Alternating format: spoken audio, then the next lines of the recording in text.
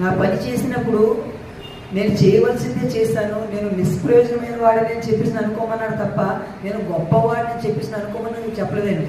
నిజంగా ఆ మాటలో నా ఆంతర్యం కూడా ఏంటో తెలుసా, మనం దేవుని కొరకు ఏదైనా ఒక కార్యక్రమం చేసినప్పుడు నేను తెలుసా ఎలా కార్యక్రమం ఎలా చేసాను తెలుసా, సూపర్, నన్ను మెచ్చిన లేరు, ఎంత బాగా డెకరేట్ చేసాను తెలుసా, ఎంత ఖర్చు పెట్టాను తెలుసా అని మనం ఇలాంటి గర్వంలోనే వెళ్ళిపోయాం అనుకోండి, తర్వాత ఏ కార్యక్రమం చేయాలో ఆలోచన రాదు, ఈ ఆనందంలోనే మునిగిపోతాం.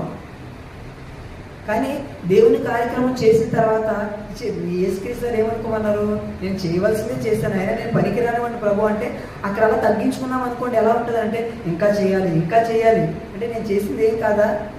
₹1,00,000 పెట్టి ఒక మీటింగ్ పెట్టిన ప్రసాద్ అనే మీటింగ్ పెట్టించిన వాళ్ళు ఏమన్నారంటే ఇంకా చేయాలి అనే పొగడాలని ఉద్దేశంతో చెప్పట్లేదండి, ఇంకా కార్యక్రమాలు చేయాలి అటువైపు డెవలప్ చేయాలని చెప్పేసి అన్నారంటే ఒక కార్యక్రమం చేశామని చెప్పేసి అని వాళ్ళు పొంగిపోలేదు.